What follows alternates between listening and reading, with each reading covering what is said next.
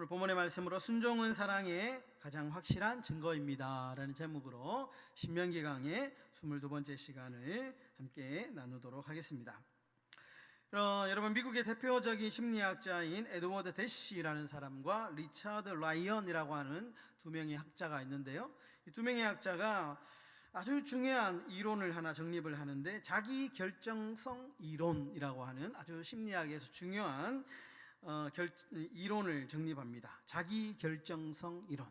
좀 쉽게 말하면 사람은 어떤 타인의 어떤 강압이나 어떤 두려움에서 자신의 행동을, 자신의 삶의 정체성을 결정하는 것이 아니고 스스로 자유롭게 삶의 결정을 원한다 라는 것입니다. 좀 당연한 이야기인데, 이 당연한 이야기를 이 두 심리학자가 실질적인 어떤 학문적으로 좀 정립을 한 것인데요, 그러면서 이런 과정에서 좀 스스로 자기의 인생을 자유롭게 만들어가는 과정에서 내재적인 동기가 중요하다, 이렇게 이야기를 합니다. 그러면서 한 가지 실험을 하는데요, 어린아이들에게 아주 이제 두 부류의 가정, 한 부류의 가정은 어린아이가 아주 부모로부터 강압적인 어떤 지시와 그리고 처벌을 받는 어떤 기반으로 하는 그런 가정, 한 가정과, 두 번째는 아주 자유롭고 그리고 어떤 자발적인 어떤 그런 분위기의 두 가정을 선발해서 실험을 하는데, 어떤 가정이 가장 긍정적인 반응을 보이느냐라고 하는 실험을 가능하게 합니다. 수년간 좀 하게 되는데요, 결과는 아주 명확했습니다. 부모가 시도 때도 없이 매를 들고 두렵게 하고 혼을 낼까봐 무서워하는 아이들은 부모가 앞에 있을 때는 말을 잘 듣는 거예요. 잘하고 열심히 하는데, 부모가 자기 앞에 없거나 자신의 힘이 좀 커지니까 그 즉시 가정의 규칙을 깨뜨렸다라는 겁니다. 그 두려움 때문에 하는 행동은 진짜 순종이 아니고 당장의 처벌을 피하기 위한 어떤 가식이다라는 것을 알게 됩니다. 반면에 부모의 사랑을 느끼고 그리고 부모에게 어떤 평안함을 느끼고 그런 자랐던 아이들은 부모가 보이지 않는 곳에서도 스스로 규칙을 잘 지키고 그리고 부모를 기쁘게 해드리고 싶은 마음의 욕구가 일어나더라라는 겁니다. 그러니까 이 자녀들은 그 사랑의 표현이었다라는 거죠. 그러니까 억지로 강압적으로 시켜서 두려움 때문에 매를 맞을까봐 하는 것이 아니고, 내가 우리 부모님의 마음을 기쁘게 해드려야 되겠다라고 하는 순수한 자발적인 동기로 이런 일들이 일어났다는 거예요. 부모가 있든 없든지 참 그 부모님을 잘 섬기기 위해서, 사랑받기 위해서 열심히 행동하더라라는 겁니다. 그러면서 그 연구 보고서의 결론 문장이 참 제 마음을 굉장히 감동을 줬는데요, 연구 보고서의 결론 문장이 이렇게 됩니다. 인간은 두려우면 복종하지만 사랑하면 순종하게 된다. 사람이 두려우면 억지로 복종을 하지만 그러나 사랑하면 자발적으로 순종을 하게 된다라는 것이죠. 여러분, 이 성경에 보면 이런 사례가 참 많습니다. 대표적으로 사도행전 21장에 보면 바울이 이제 예루살렘으로 가게 됩니다. 그런데 문제는 바울이 예루살렘으로 가면 그를 잡기 위해서 기다리고 있었던 대적자들이 이 바울을 기다리고 있었어요. 그러니까 바울이 예루살렘으로 가면 자신이 잡힐 것이고 옥에 갇힐 것이고 재판을 받게 될 것이다라는 사실을 너무나도 잘 알고 있었습니다. 심지어 옆에 있던 이 사람들이, 동력자들이 예루살렘에 가면 죽을 수도 있다라고 강력하게 말립니다. 눈물을 흘리면서 말립니다. 그런데 바울은 죽음을 각오하고 동료들의 만류에도 불구하고 예루살렘으로 가게 됩니다. 그리고 예상대로 잡히고 로마로 가게 되죠. 그리고 옥에 갇히게 됩니다. 그런데 여러분, 바울의 행동은 자발적인 행동이었어요. 누가 억지로 시켜서 그가 예루살렘으로 간 것이 아니고요, 스스로 자발적으로 그가 그 고난의 길을 선택하게 된 것입니다. 그러면 바울이 그 자발적인 행동을 하게 된 동기가 뭐냐? 옆에서 막 외부적으로 누가 시켜가지고, 아니면은 뭐 이렇게 하면 큰 상을 주겠다, 이런 외부적인 동기가 아니고 내재적인 동기가 있었다는 거예요. 그것이 뭐냐? 그 동기가 바로 사랑이었다는 거예요. 자신을 구원해 주시고 자신을 사랑해 주신 그 하나님의 사랑 때문에 죽음도 그 길을 막을 수 없었다라는 것이죠. 여러분, 요한복음 14장 15절에 이런 구절이 있습니다. 우리 다 함께 한번 읽어봤으면 좋겠는데요. 요한복음 14장 15절 다 함께 읽겠습니다. 너희가 나를 사랑하면 나의 계명을 지키리라. 여러분, 여기 분명한 내재적인 용기가 있죠. 여러분, 너희가 나를 사랑하면 나의 계명을 지킨다, 계명에 순종하게 된다라는 것이죠. 나를 사랑하면. 여러분, 순종은 사랑의 증거입니다. 우리가 사랑하게 되면 순종이 따라오게 된다라는 것이죠. 사랑하는 성도 여러분, 오늘 우리는 하나님 앞에서 어떠한 마음으로 살아가고 있습니까? 저도 그렇고 앉아 계신 여러분들도 신앙생활, 믿음생활 참 열심히 하시는데 우리의 믿음생활의 동기가 무엇인가를 한번 점검해 봤으면 좋겠습니다. 두려움인가? 어떤 분들은 하나님께 벌 받을까 봐 열심히 하시는 분들이 있어요. 벌 받을까 봐. 혹시 내가 주일을 하루라도 빠져먹으면 하나님이 나에게 벌을 내리실까 봐. 그래서 억지로라도 주일을 잘 지키는 분도 있고요. 아니면 헌금생활, 헌금 안 하면 막 내 사업이 망할까 봐 두려워가지고 억지로 하는 사람들도 있을 수 있고요. 기도 안 하면 혹시나 우리 가정에, 우리 자녀에게 안 좋은 일이 생길까 봐 불안해서 신앙생활을 의무나 거래처럼 하는 사람들도 있습니다.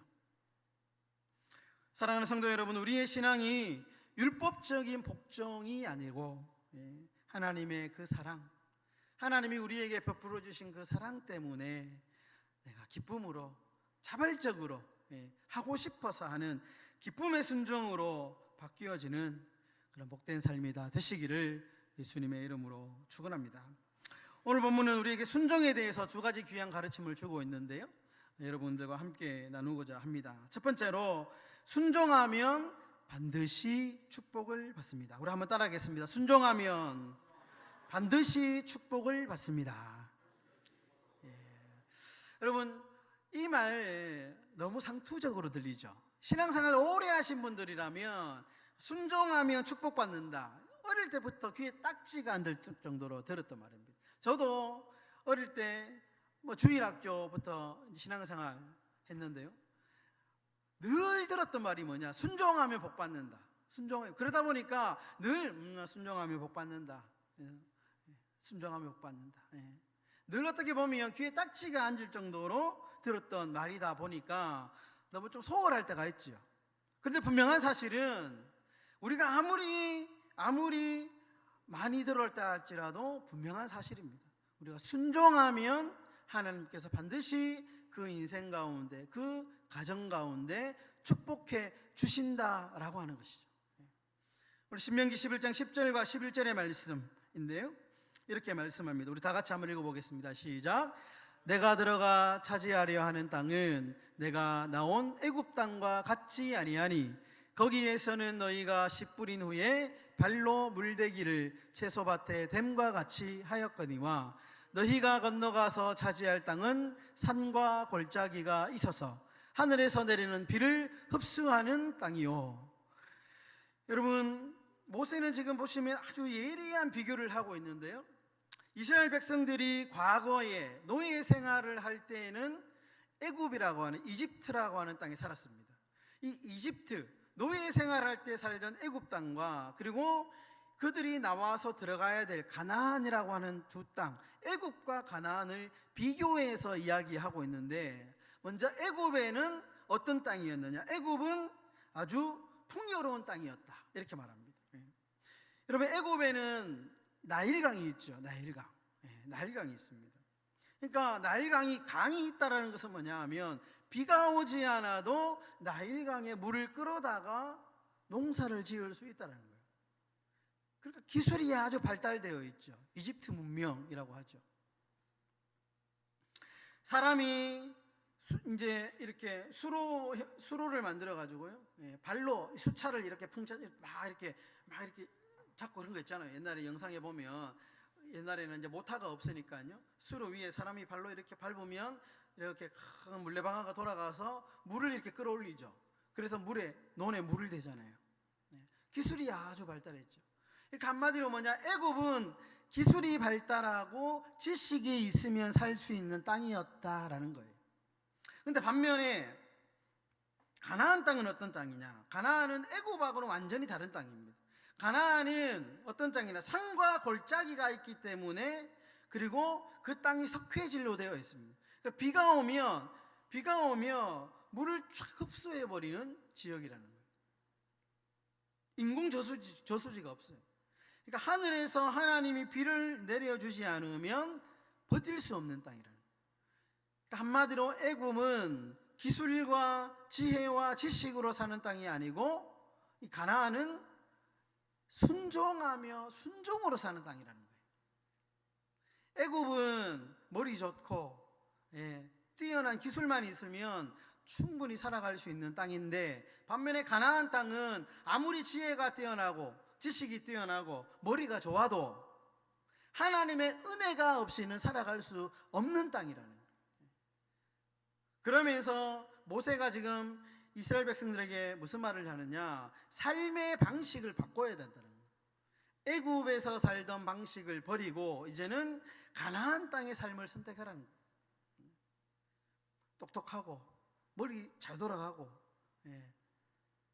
잔머리 막 잘 굴리며 대접받고 그런 어떤 돈 많이 벌던 세상, 그런 삶의 방식을 버리고 이제는 철저히 하나님의 말씀에 순종하면서 하나님의 말씀을 따라가는 순종의 삶의 방식을 선택하라.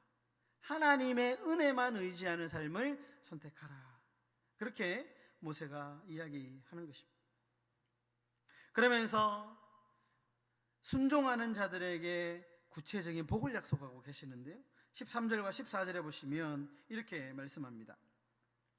내가 오늘 너희에게 명하는 나의 명령을 너희가 만일 청종하고 너희의 하나님 여호와를 사랑하여 마음을 다하여 뜻을 다하여 섬기면 여호와께서 너희의 땅에 이른 비 늦은 비를 적당한 때에 내리시리니 너희가 곡식과 포도주와 기름을 얻을 것이요. 가나안 땅에 들어가서 하나님의 말씀에 순종하며 살면 하나님께서 복을 주시는데, 어떤 복을 주시느냐? 이른 비와 늦은 비의 복을 주시겠다, 이렇게 말씀합니다. 여러분, 이른 비라고 하면 이제 씨를 뿌리고 난 뒤에, 씨를 뿌리고 나면 물이 많이 필요하잖아요. 물이 많이 필요하잖아요. 그러니까 그때 내리는 비. 팔레스타인 지역에 한 10월과 11월경에 반드시 물이 필요한데, 이때 하나님께서 비를 주시겠다. 그럼 늦은 비는 뭐냐? 이제 추수할 때가 이르렀을 때에 필요한 비입니다. 팔레스타인은 3월과 4월경에 추수를 하게 되는데, 그때 반드시 또 물이 필요하거든요. 그때 하나님께서 늦은 비를 주시겠다. 그러니까 필요할 때에 하나님이 적절한 복을 너희에게 허락해 주겠다라는 것이죠. 우리 사랑하는 성도 여러분, 순종하는 하나님의 자녀들에게는 하나님이 친히 기적의 농부가 되어 주십니다. 여러분, 우리가 마음을 다하고 뜻을 다하여 하나님의 말씀을 사랑하고 그 말씀에 순종할 때에 우리 하나님께서 때에 맞는 적절한 이른 비와 늦은 비의 축복을 우리의 삶 가운데 부어 주실 줄 믿습니다. 여러분, 세계 항공협회에서 이제 그 항공기 사고를 조사했습니다. 어떤 이유 때문에 항공기가 이제 비행기 사고가 많이 났느냐, 이렇게 조사를 해보니까요, 약 80%가 기계적인 결함이 아니고 운전, 이 조종사의 판단 미스, 그리고 안전수칙 이 미이행이라고 하는 인적 교류가 80%였다라는 거예요. 무슨 말이냐면, 그러면 이제 비행기 조종을 오래 하다 보면 베테랑이 되잖아요. 20년, 20년, 30년 비행기 조종을 하다 보면 원래 비행기를 처음에 타면 매뉴얼이 있죠. 그 매뉴얼대로 1단계부터 10단계가 있으면 1단계 매뉴얼, 2단계, 3단계 매뉴얼대로 딱딱딱 해야 되는데, 베테랑이 되니까 이제 무시하는 거예요. 그냥 대충 눈으로 보고 1단계 오케이, 2단계 오케이, 3단계, 4단계 괜찮네? 이렇게 한다는 거예요. 그러다 보니까 일어나지도 않을 수 있는 그 사고가 일어난다는 거예요. 여러분, 아무리 비행 경력이 오래되어도 매번 정말 철저하게 그 매뉴얼 순서 하나하나에 점검하고 그리고 순종하고 이런 사람들은 사고가 없었다는 거예요.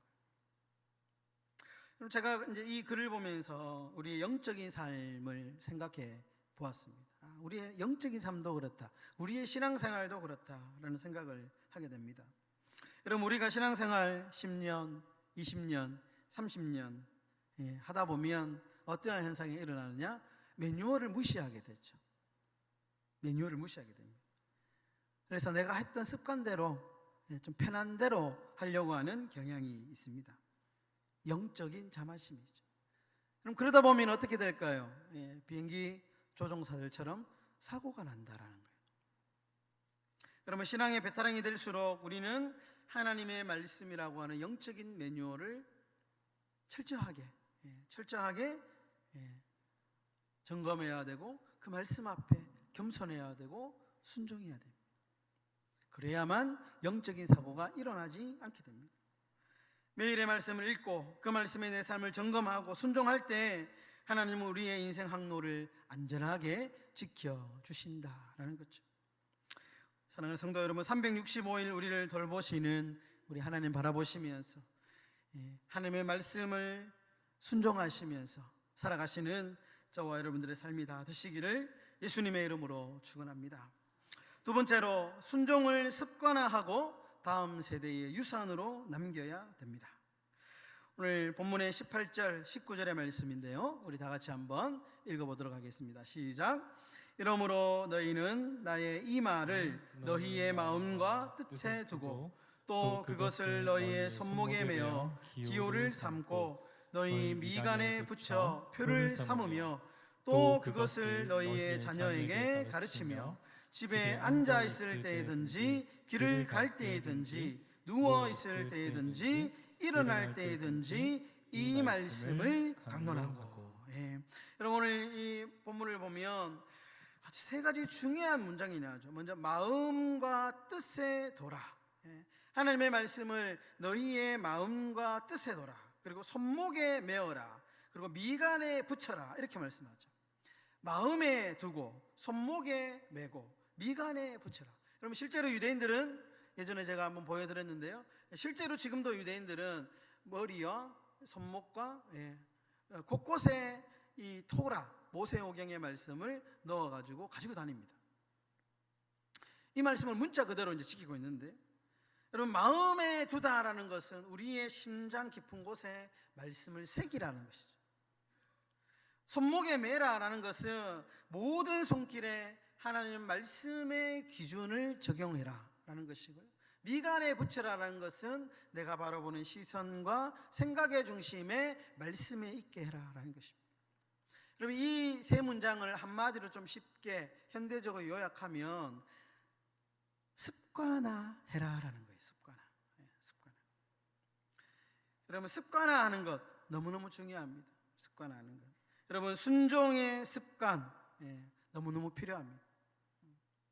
그리고 이 순종의 습관을 누구에게 가르치라고 말씀하냐 하면 너희의 자녀에게 가르치라 이렇게 말씀합니다. 집에 앉아 있을 때든지 길을 갈 때든지 누워 있을 때든지 일어날 때든지 언제든지 어느 순간인지 삶의 모든 순간에 그 말씀이 습관이 되도록 순종하는 습관을 우리의 삶에 적용시키고 그리고 그것을 자녀에게 가르치라. 보여주라라는 것이죠. 그러면서 설교의 마지막 부분에 26절과 28절에 모세는 백성들에게 마지막 결단을 촉구합니다. 26절과 28절에 우리 다 같이 한 번 더 읽어보도록 하겠습니다. 시작.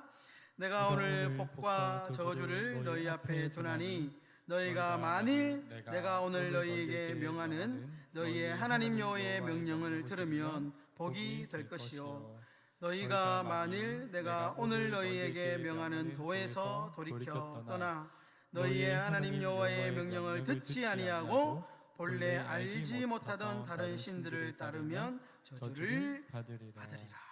아멘. 사랑하는 성도 여러분, 순종은 결단입니다. 결단. 여러분, 하나님을 사랑하기 때문에 우리가 결단할 수 있죠. 내 고집을 꺾고 내 자존심을 내려놓고 그리고 하나님의 말씀편에서는 그런 신실한 결단이 저와 여러분들 가운데 일어나시기를 주님의 이름으로 축원합니다. 말씀을 정리하겠습니다. 유명한 미국의 스티븐 코비라고 하는 유명한 사람이 있는데 이분이 쓴 책에 보면 좀 재미난 예화 하나가 나옵니다. 한 배의 선장이 칠흑같이 어두운 밤바다를 항해하고 있었습니다. 근데 갑자기 전방에 불빛이 하나 보이는 거예요. 그대로 가다가는 충돌이 일어날 것 같습니다. 그래서 선장이 즉시 신호수를 시켜서 신호를 보냅니다. 충돌 위험, 당신들의 코스를 오른쪽으로 20도 수정하시오. 이렇게 신호를 보냅니다. 그러자 상대방 쪽에서 신호가 돌아옵니다. 당신들이 코스를 왼쪽으로 20도 수정하시오. 선장이 어이가 없어서 화가 났죠. 그래서 선장이 이렇게 다시 신호를 보냅니다. 나는 큰 배의 선장이다. 즉시 코스를 오른쪽으로 20도 바꾸라. 그렇지 않으면 배가 충돌할 것이다. 이렇게 보냈습니다. 그러자 상대방에서 즉시 답신이 왔는데요. 이렇게 왔습니다. 나는 등대다. 코스를 바꾸지 않으면 당신들의 배는 암초에 부딪혀 산상조각 나게 될 것이다. 여러분, 하나님의 말씀은 결코 변하지 않는 거룩한 영혼의 등대입니다. 등대가 움직일 수는 없죠. 등대는 항상 그 자리에 있습니다. 배가 등대의 불빛을 보고 바꿔야 되는 것이죠. 여러분, 우리가 우리의 삶에 말씀의 등대를 따르지 않고 자꾸 내 자존심 세우고 내 경험 세우고 내 계산을 주장하면서 하나님 내 뜻대로 해주세요. 하나님 내 뜻에 좀 맞춰주세요. 하나님이 코스를 좀 바꾸세요. 이렇게 한다면 우리 인생이 어떻게 되겠습니까? 하나님의 등대, 말씀의 등대가 바꿀 수 없죠. 그런데 우리는 삶에서 자꾸 등대를 바꿔달라고 요구할 때가 있다라는 것입니다. 여러분, 그러나 반대로 거룩한 등대 되시는 그 하나님의 말씀 앞에 우리의 삶의 기준을 바꾸고 조정하면, 순종하면 하나님께서 하늘 문을 여시고 이른 비와 늦은 비의 축복을 우리에게 허락해 주실 줄 믿습니다. 여러분, 순종은 사랑의 증거입니다. 여러분의 가정에서, 여러분의 일터에서 여러분 순종을 먼저 실천해 보시기를 바랍니다. 하나님께서 여러분이 서 있는 그곳을 참으로 축복의 동산으로 바꾸어 주실 것입니다. 이 은혜와 축복이 저와 여러분들의 삶에 가득 넘쳐나시기를 주님의 이름으로 축원합니다.